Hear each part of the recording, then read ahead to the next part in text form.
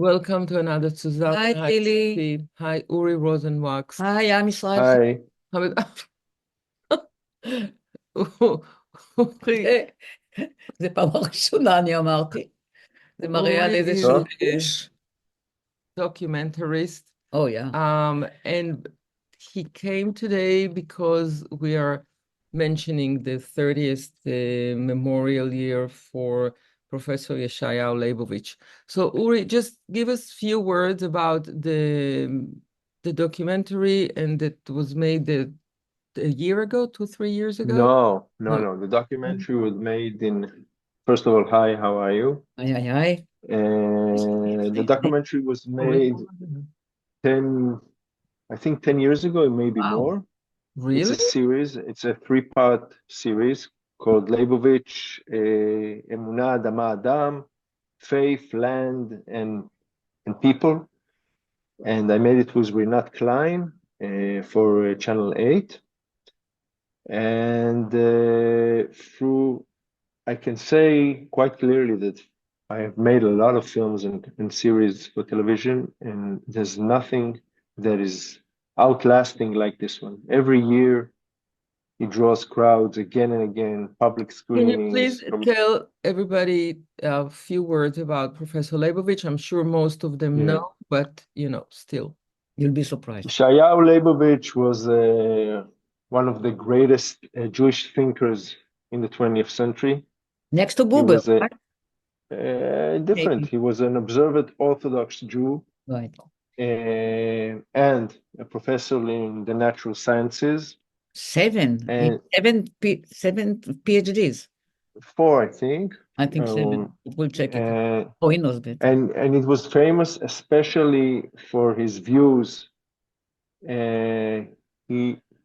I think the most important thing about Leibowitz was the fact that he saw it as his life role to go out every day, every evening to the Israeli people, to the Israeli public, and talk about things that are important. And as a thinker, that is very rare in these days and age, that people really see their role in life to challenge the thought of ordinary people. He went around all of Israel, always for free, whether it was 3 people or 1,000 people.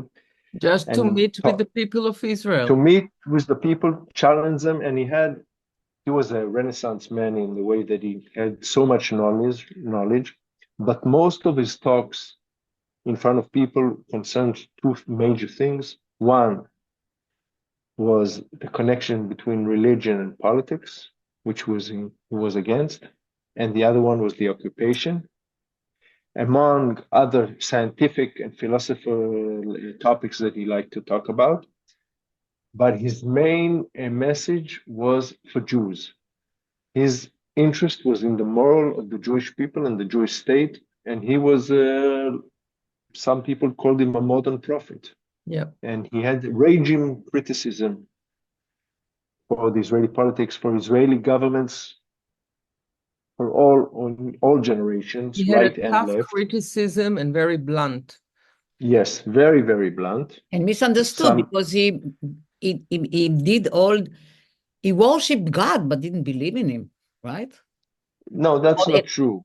It's not that he didn't believe in it. This is what he said. No, it's different. He didn't accept the term of an interventional God, what you call in Hebrew hashgacha pratit. He was very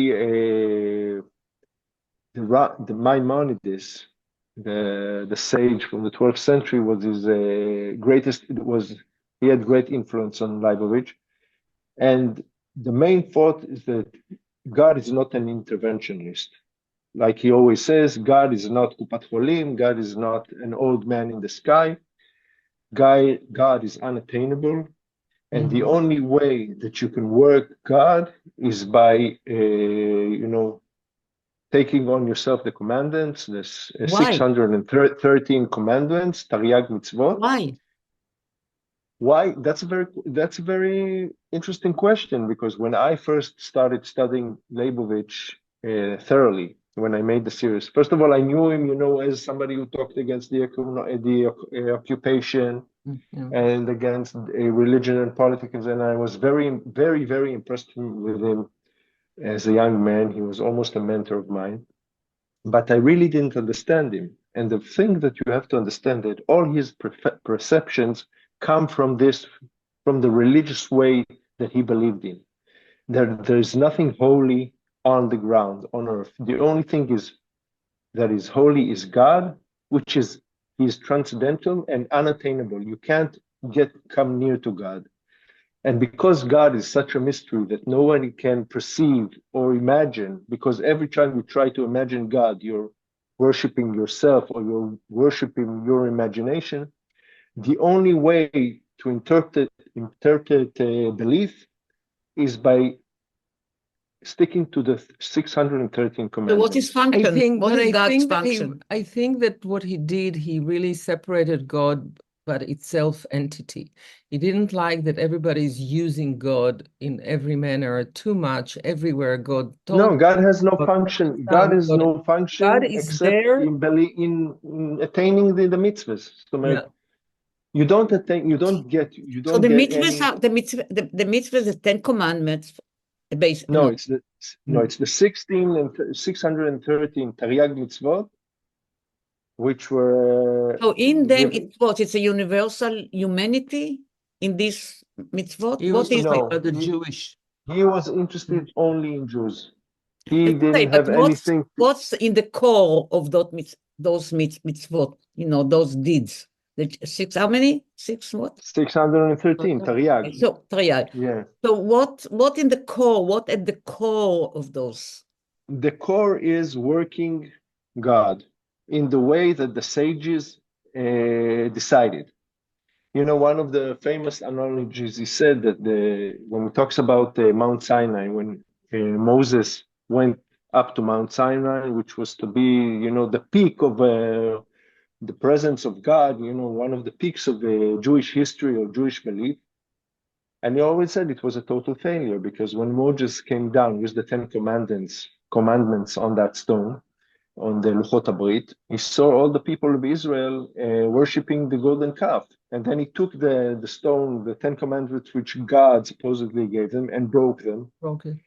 And that was the end of God's intervention in the world. And from then on, people wrote all the commandments, and people wrote what we are supposed to do.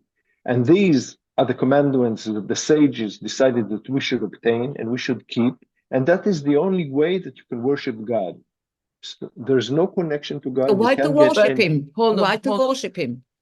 Because of that, his way of life, he wasn't a Rebbe, he didn't have a court, he didn't have followers like a Rebbe, and he didn't want any followers like the Rebbe. As I said before, he was very influenced by Maimonides. And Maimonides, that was in the 12th century, in a different reality altogether, where most people were illiterate, divided the mitzvahs or the things or the beliefs into two categories.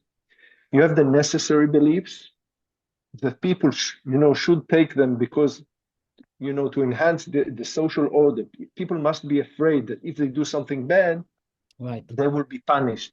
And that because Maimonides was really afraid of the masses, he said you have to have these necessities to make people attain society. And you have the real beliefs that only the elites can understand. And these beliefs are much more philosophical, that God is not interventionist, there's no resurrection, that science is a part of religion, and all the things that Leibowitz took and adapted to the 20th century. But you're right in saying that what do I get for that? And I think that's a blind spot in Leibowitz perceptions, because in some way he didn't understand the need of people for a God that they can communicate with, that a God that has compassion. Is it a need for order? Not in his case, because he came in the 20th century, but he, in some way, he said, Maimonides said that anybody who portrays God in a certain way thinks he's I don't know, an old man in the sky or anything else. He's worshiping his imagination, and because of that, it's what we call avodah zarah. And because God is unattainable and you can't imagine him, it's almost a mystical perception. The only way that you can even not get close to God, but connect to God in some way is do the commandments. That was Leibovich's main perception. And because of that, he was against all the perceptions that said that the land is holy, that the people are holy, that the flag is holy, all those things that that are very popular in modern societies, and Yeah. he saw So them what as you will say about But now? hold on, Uri. I want to take you to the other side a little bit because we know about Leibowitz, and it's very easy to find out what he said and what he thought because there's so much material about him. I want to go to us, to the community of people, not us per se, We know Leibowitz for many, many, many, many years. And we always say, no matter when, what would Leibowitz say now? Yeah, but I'm asking. Hold on. What happened then? What he would say about this, what he would say. It's so bad that we don't have a Leibowitz today. The thing is that even when he was there and he was talking and he was saying, nobody basically changed anything. Nobody followed what he said. And there is something about society, about people. We study history, but we don't learn it. We don't learn anything from history. We hear a great man like Leibowitz, but we don't really learn anything that we want to change to do.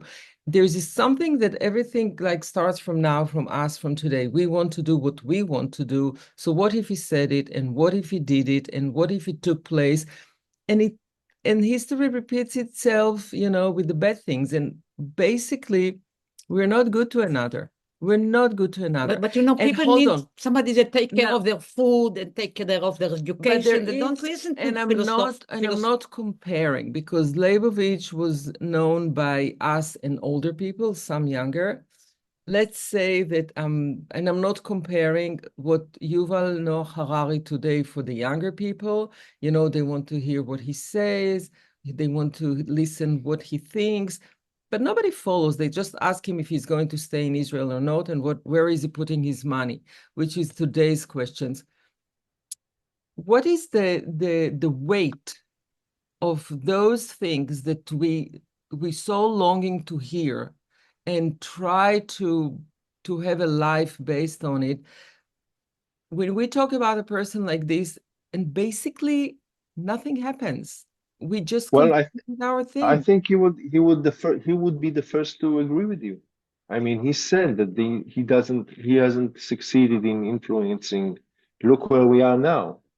But the thing is that what I said in the beginning, 30 years after he's gone, there's no one thinker in Israeli history or society that is still listened to. I mean, I meet a lot of audiences, very young people, who still want to hear what he says, because there was something intriguing, something challenging in the way he talked. He made people think. But look at all the prophets of the Bible. I mean, they all talked really strong things, and usually it was after they just prophesied Khurban. I mean, total destruction. And unfortunately, you can like Leibowitz or not, but most of the things he said, unfortunately, are becoming true. And the things he said, his prophecies, he wouldn't like this word, are coming true, and we're seeing them now, unfortunately. We see them all the time. No, but now it's really getting more and more and more and more, because we never pay attention and we never execute anything. So no, but I think the thing is everywhere I go, people ask me, what would Leibowitz say now? How would Leibowitz behave? He was here now in this day and age with all the internet and the social networks, etc. And I think the question is much bigger, because I think that in some way thinkers have lost their place in society. I mean, we had a notion or a feeling in the days that Leibowitz lived and others that thinkers had some influence on society.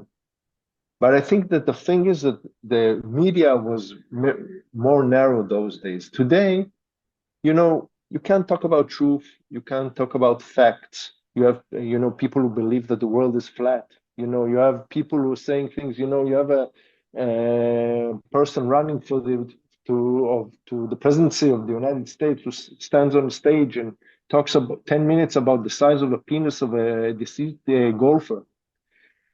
It's crazy. So I don't know how a person like Leibowitz would influence today, because he would be one more sound.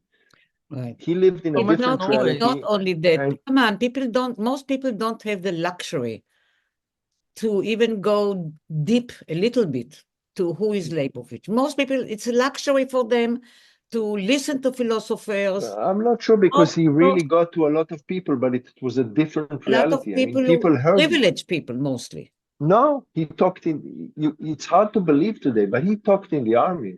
He was invited to the IDF to speak many Okay. times. It was a different society. It was a small society. It was a How society many that read even Noah Harari books now? all over the world. I'm not sure, but I don't know. That's not I'm your not sure if they have. really. Come on. I'm not sure that he has influence. No. I'm not sure. But Look, there's a difference between a person who goes out every night, almost every night, for free to lecture to Uri, the people. influential people are PR people, manipulative Yeah. people, No, there are influential communication people today. The focus The- is totally on how to change the way we think in a very shallow way, but it Yeah. goes deep, because it's basically takes the obvious basic. No, it's not that. The problem is that it's economic.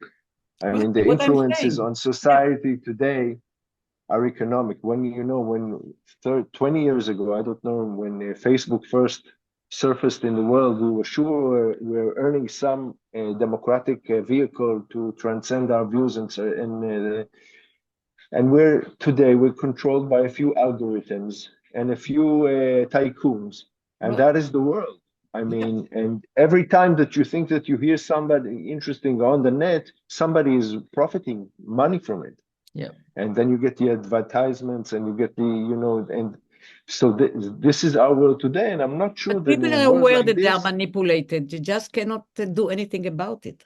I think they're But that aware now. everybody's I aware. think they're Today, aware, but everybody it doesn't. is not You're hooked. You're hooked. I mean, we're all like we're all hooked to these mechanics of whether it's X or Facebook or whatever, WhatsApp or whatever, and that is the We also situation. don't like, I mean, many of us don't like to listen, because they avoid a lot of stuff because they want to continue with their way.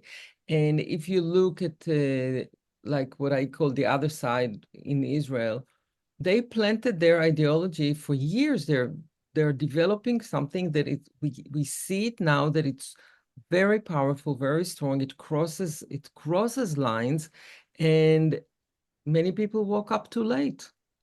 Yeah, but I mean, I think that the problem is that because of this mechanism of social networks and the way it's built, you have no patience to hear a different opinion than yourself.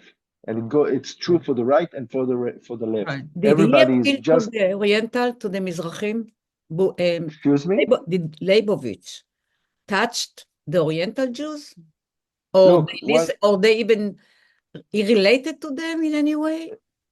look, I think that there's a very famous film, one of the best Israeli documentaries, that was done by one of my teachers, Igal Borstein, which is a classic, which is Leibowitz in Ma'alot.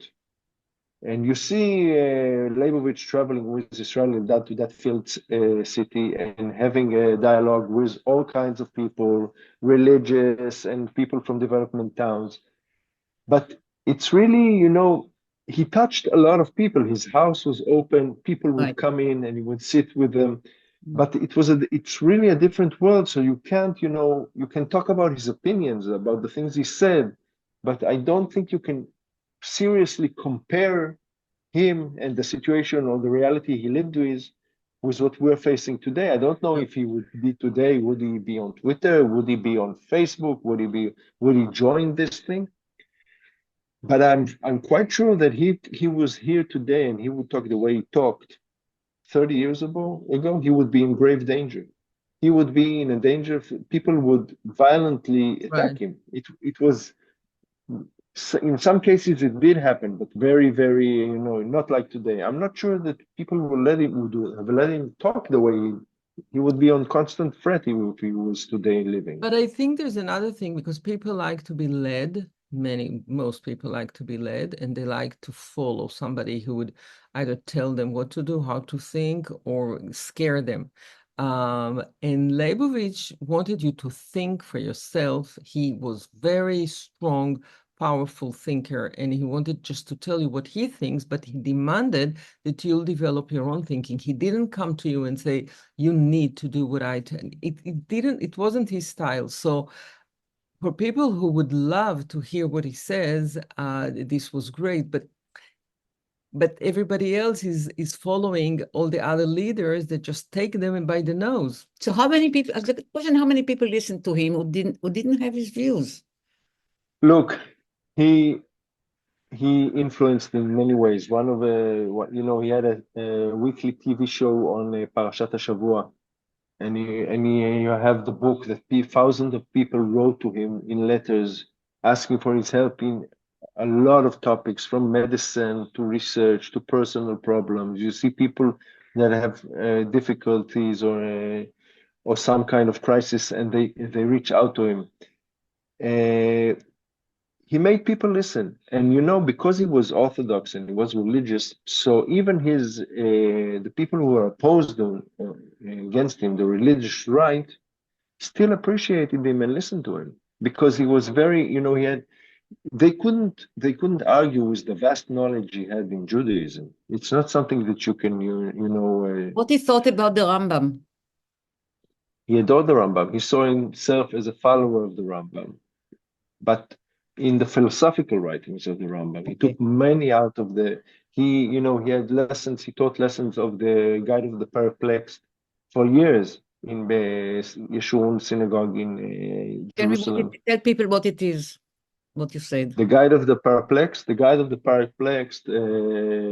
Moreh Nevuchim, is the philosophical book of the Rambam, which was in his days esoteric. I mean, he wrote it as a letter to one of his students.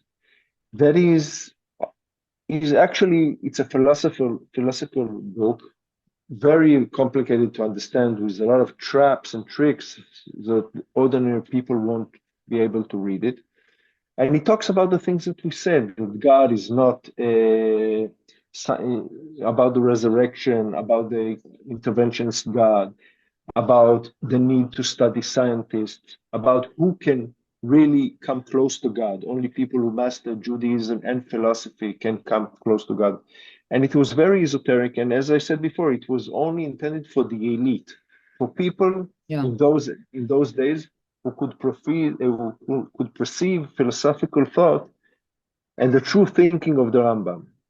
And it was a book that was burned by rabbis around in the later centuries, and still religious Jews, a lot of them, or especially ultra-Orthodox, don't read it. It's supposed to be it's called a dangerous book, because a lot of people read it and see what the Rambam thought, because the Rambam has his Book of Commandments, Mishneh Torah, which is the most popular book, one of the most popular books in every yeshiva.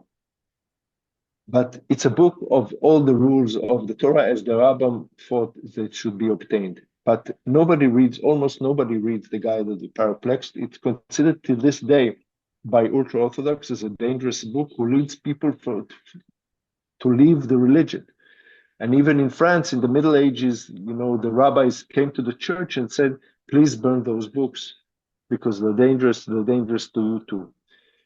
And it's a crazy book. It's really very, very interesting. The things he said about science, about belief, about how you can get close to God. And Leibowitz was very influenced by it. And what about women? He was very, very good. I mean, he basically, he did two major things that, I don't think that religion today really respect because he wanted equal rights for women, and he wanted to open the scientific world for Orthodox people. And I'm seeing And now. he succeeded. First of all, in the issue of the science for Orthodox people, that's one of his big contribution to the religious nationals, as we say, because when the state of Israel was formed, and a lot of religious people said, "I want to go learn physics, I want to go learn biology, I want to go learn sciences. How can I bridge my religion with the sciences? How can I do it?" And Leibowitz was there with an answer for them. And he says there's no relevance between your beliefs and sciences. You can learn whatever it does.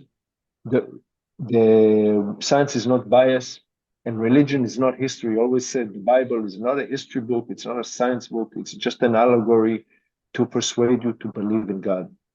And this theory of him, of this disconnections between science and religion, opened the door for a lot of religious people to become scientists. That's one of his major contributions. It was very, very important back in the 50s. And also in women, he always said that the reality of the Bible when it was written didn't take in account, and he had a daughter who was a prosecutor, a chief prosecutor. He had another daughter who was a doctor in physics. Right. And he says the Bible, the sages didn't have a reality in which women were professors and prosecutors, and we must make the changes within the religion to apply and to make women, be able to study and work in the progressed world. But he did it in an Orthodox way of thinking or gazing, and in that way he also contributed quite a lot.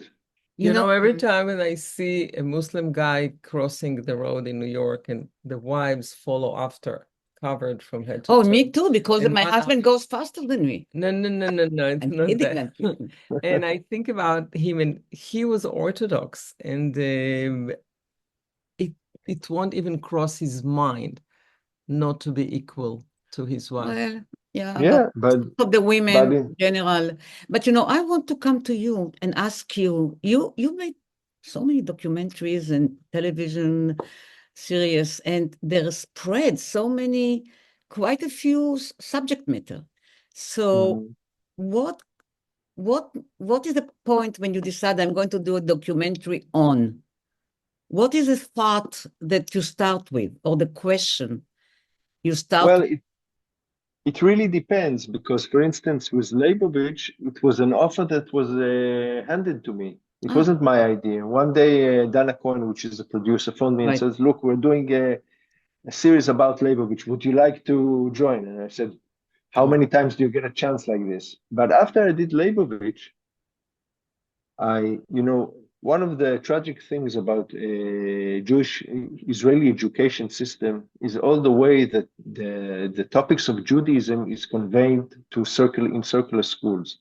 I mean, the secular schools have some kind of, they think they're not worthy enough to teach Judaism, and they bring out and they take religious teachers or religious materials and teach it to secular students. And it's the most boring topics in the system. And they just killed a tremendous and wonderful tradition and history that there's so much to learn about it from a humanistic point of view.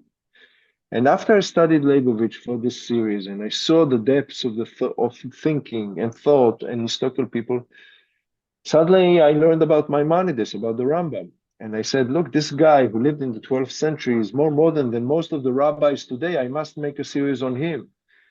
And after I made that series about the Maimonides, I went on and made a series on the other side of Judaism, which is the mystical side, about the Hasidic Jews, which are mystical. I mean, and I have like a trilogy on Judaism that I did from a viewpoint of a secular person who wants to know his history, and found out that the history is amazing, and you don't have to be an observant Jew or religious Jew It's part of all our lives, and it was taken away from us and made into the most boring topic Yes, in the educational system, right. and that is a tragedy. And because of that, certain parts of the Israeli society thinks that Judaism is their private personal property.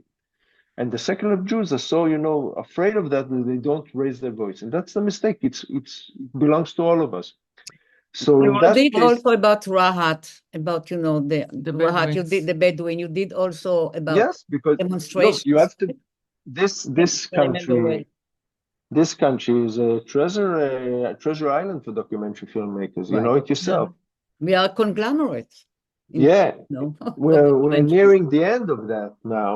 It's the autumn of Yeah. this free creativity and Right. freedom of speech. Things they're doing all they can now to just Yeah. to shut up Shut everybody. all the filmmakers and Yeah. all the budgets and everything. That all of it will be very one course, nationalistic, and people will be afraid to make films.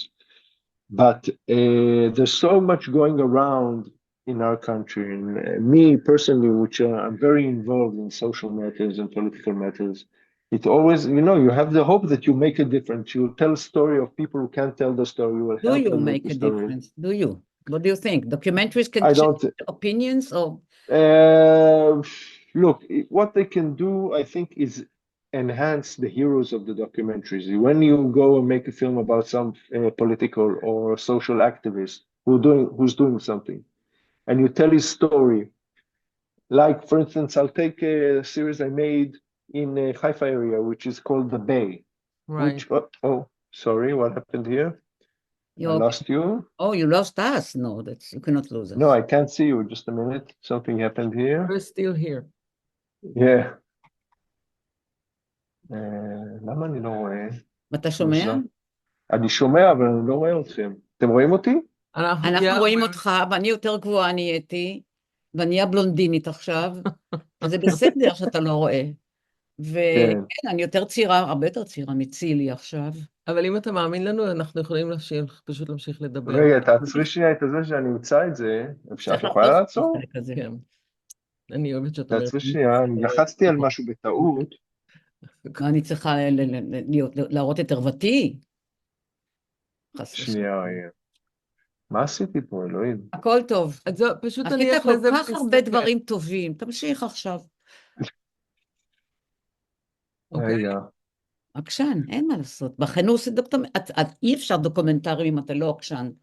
אם אתה לא אומר, כן, רק... אני רוצה לספר, אני הולך לספר את זה, ואף אחד לא יעצור אותי. רגע, אני מנתק שנייה ואני אתקשר אליכם שנית, לא ברור לי מה הולך פה. שנייה, סליחה, ביי. טוב. הנה זה, הנה אני. אתם רואים? אנחנו רואות כל הזמן. I want to ask you something, Uri. Yeah. I just lost the track of my mind. Well, it's a big mind. It's not easy to go through it. No. I want to ask you something about all the materials that are made about October 7th. From October 7th on, there's like a tsunami, and I'm sure that there'll be more and more and more and more. What is your take about it? I mean, just tell me how you feel about the whole thing. First of all, personally, I till now didn't want to take part in it. I was offered a few chances, and I think as an artist, I don't feel that I have the perspective with all the importance of those things. I don't have a perspective of saying something that hasn't been said. That's one thing. The other thing that is quite shocking is the fact that from day one, from the first minute of this horrendous attack by Hamas, the role that the media played in this thing is crazy. I mean, people were assassinated on live stream in Facebook and Messenger. I mean, this is really, satanic. It's a pornographic use of grieving. Yeah, and I don't know. I find it hard. But you have a task. Come on, you have a task. I know that I'm not sure, but I have a feeling that if you try to go and tell the story that with the complexities I that think it will led to take a this. few years. I have to tell you, I can't see the materials. I haven't seen, I haven't seen any films that were made, except one that I saw, a new one that I saw today for the first time, and it was very hard for me. I don't see anything on TikTok. I That's don't see okay. But anything you know what on, and happened? nothing. It's nothing. I know because I read, but I can't deal with it. It's so crazy But listen, what's going on. we have to try to change yesterday. We don't have time. So, I don't know. I know It's I'm so following you. abundant, you know. I'm listen, I'm There's following so you. much material. There's so much material in this topic. You It's can crazy. lead a real thorough insight into the complexity of the situation, and almost like, I don't know if you can find answers, but the questions you're going to raise, I think you personally, I'm talking about you. But I think that for this you need really time, because the Yes, of course. overload They're going to of settle all in the, Gaza. hold on, They're hold on. going to have The overload of the reality, what we see, it's so overwhelming and it's so much, and there is no film that can break it or overcome it, because the material is so strong and so powerful. we cannot You get need away. some time. You don't have to get away, but you need some time to digest it, figure out the angle that you want to raise. The revenge, the sense of revenge, the sense of going to the extreme right, the influence of so many people now who want to go and have settlements in Gaza. You have so many extreme forces Just a that minute. we have somehow is running away from me. No, I'm putting the You're light right, on. there is no light. I wanted to tell you Yeah, something happened to the light. Anyway, this is it's my evening. that you will even start just to think and really just write notes for yourself. What are the Look, questions? I'll tell you what I think. I said it this week on an interview that they interviewed me about Leibowitz. I think that the tragedy is that Yahya Sinwar, this horrific monster, this psychopath, it looks like he's much smarter than most of our leaders, because he brought us to the place we're in now. He knew exactly where he'll bring us. He saw what happens in Israel Right. because he knows the Israeli society very intimately. He knew that if he will do those horrific acts in the area near Gaza, which he did on the 7th of October, he will blind the Israeli society from any compassion and put them in a state of revenge that we still haven't been awakened from it. And he knew that he will drown us in our revenge. And this is what happened. This is what's happening. And this is the very big tragedy, because revenge, the feeling of revenge, is something that you can understand You for cannot the overcome. weeks You cannot after, control. but it's not a policy. Yes. And we're drowning in this Yes. in this situation. We're here, where now there's no horizon, there's no hope, there's no other plan except, and you see it. And people here can't hear about anything because they're blinded. But you can gently walk, because what I you don't did, I know. saw Look, your a film. film, This a is film a work looks, of, a, it's a nothing the film. same now. Israel is broken. They brought us to our knees, Oh, you're right. and But I it want will him take, to start it will picking take up the time. thread and starting to I think that slowly to I walk. don't know, and it comes back to Leibowitz, Yeah. because 50 years ago, or even more, Leibowitz said that the occupation will draw all our energies as a people to maintain it. And you see that from after the disengagement, Israel has been feeding this monster called Hamas, making it stronger and stronger out of the thought of this conception that if there will be a rift between the West Bank and Gaza, there won't be a Palestinian state. And Right. what happened, that this monster that we fed and gave it money just to make it an opposition to the Palestinian Authority, and all these right-wing leaders and the central leaders too, they're all in the blame, that said Hamas is contained, Hamas is weak, and continued feeding it with cash and support.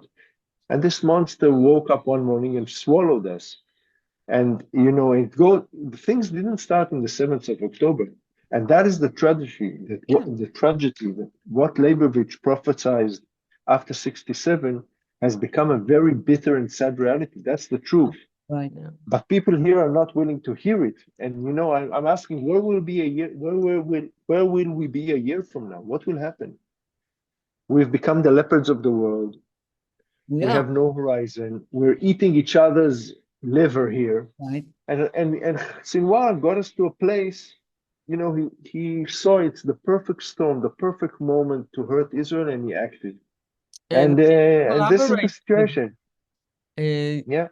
And Bibi collaborated with him and collaborates with No, because he saw that Bibi in this government is a hostage of the right-wing extremists because of his personal situation in the court. And he acted. I mean, because he learned Israeli society. He was 20 years in prison here. He learned the Hebrew. He understood us. He followed us. And that Israeli leaders don't do. They don't learn the Palestinian society. If they would learn them so thoroughly, like Sinwar did, maybe we'll be in a different place.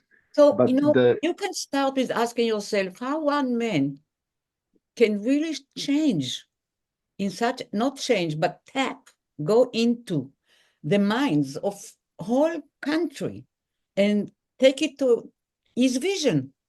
yes, because he was on one hand a messianic, crazy fundamentalist, but on the other hand he was very smart, and he has on his gravestone the largest destruction of Israel, or the largest attack on Israel since its foundation. No Arab leader has conceived such a blow to Israel as Sinwar. And I'm sure that he knew that he would pay the price and die, but he's so messianic that he believes in the He was afterworld and willing to die. whatever. Well, Yeah. Those people can change because they're willing to die. Yeah. we need to Very feel, and I want to thank okay. you for still, everything you did and all the documentaries you Leibowitz did and all still your stands above activities. everybody, and I don't see that anybody else can replace him. But think about me wishing you to pick up the torch and start asking questions. I think questions are being asked, but No, I don't know. enough. You It's have to. Tzipi likes to there's give so many. jobs to everybody else. She wants others Yeah. to do No, what but I did. I yeah. know I did it when it was needed, but it's needed now too. but also, you cannot wait for money. Are you teaching, by the way? No, Okay. no. I just do make films. Uri, thank you. God bless you. Thank you. God bless you. Thanks, Tzipi. If there is a God. See you all And next week. Yeah. okay, great. Thank you. Bye. Let's hope for Bye.